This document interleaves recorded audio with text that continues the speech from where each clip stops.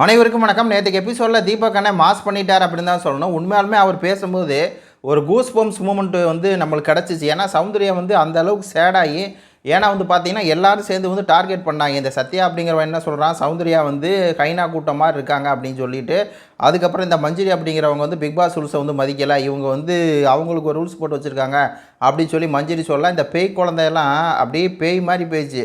அவன் ஜாக்லின் வந்து மூடுங்கிறான், இது வந்து போய் பேசுது அப்படிங்கிற மாதிரி சொன்னது. அதுக்கப்புறம் அந்த சில பேர் இருக்காங்க, அவங்க எந்த கேமே ஆட மாட்டாங்க, ஆனால் மற்றவங்கள போட்டு கொடுக்கணும் அப்படின்னா தெளிவாக போட்டு கொடுப்பாங்க.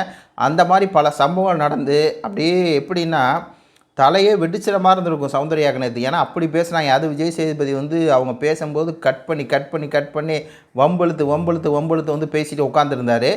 அப்படியெல்லாம் இருக்கும்போது ஒரு மனுஷன் உள்ளே வர்றான், தீபக் அப்படிங்கிற ஒரு சக போட்டியாளர் தான். ஆனால் அவர் பேசுனது வந்து உண்மையாலுமே சூப்பராக இருந்துச்சு. சவுண்டுக்கிட்ட வயசு என்னன்னு கேட்குறாரு, 29 வயசு அப்படிங்குது.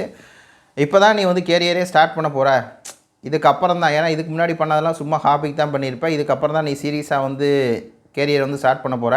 ஆனால் எனக்கு வந்து வயசு வந்து 45, நான் 25 வருஷமாக நடிச்சிட்டு இருக்கேன், எனக்கு ஒரு குடும்பம் இருக்குது, எனக்கு ஒரு பையன் இருக்கான். அதெல்லாம் இருக்கும்போது நான் இந்த அளவுக்கு பண்ணுறேன்ல, ஏன் நீ பண்ண மாட்டேங்கிற? நீ பண்ணு. இதுக்கு நீ இப்போ பண்ணி அப்படின்னா, இதில் பண்ண அப்படின்னா நீ வேறு லெவலில் போயிடுவ. அவர் சொல்லும்போது எப்படி இருந்துச்சு அப்படின்னா, ஒரு குரு வந்து ஒரு மாணவனுக்கு சொன்ன மாதிரி இருந்துச்சு. இல்லை எப்படி ஏதோ ஒரு ஒரு ஒரு ஒரு அப்படியே ஒரு ஃபயராக இருந்துச்சுன்னு வைங்களேன். அவர் அந்த கேட்கும்போது, இப்போ நீ பின்னாடி திரும்பி பார்த்தா உனக்கு எதாவது இழப்பு இருக்கா? 23 வயசில் கெரியரை ஸ்டார்ட் பண்ண, உனக்கு இங்கே பிரச்சனையாச்சு அப்படின்னா பின்னாடி திரும்பி பார்க்க எதுவுமே இல்லை. ஆனால் எனக்கு வந்து அவ்வளோ பிரச்சனை இருக்குது.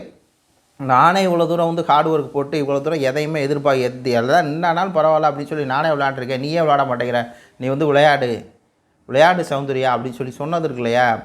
உண்மையாலுமே அப்படியே நம்மளுக்கு ஒரு கூஸ்பம்ப் மூமெண்ட்டு. அதுக்கு மேலே தமிழில் வார்த்தை என்ன சொல்லுவாங்க, ஒரு அப்படியே ஒரு இன்ஸ்பிரேஷன் நம்மளுக்கு கிடைச்ச மாதிரி இருக்கும் இல்லையா, அந்த மாதிரி வந்து பேசினார். சூப்பராக இருந்துச்சு. உங்கள் கருத்துக்களை சொல்லுங்கள். நன்றி, வணக்கம்.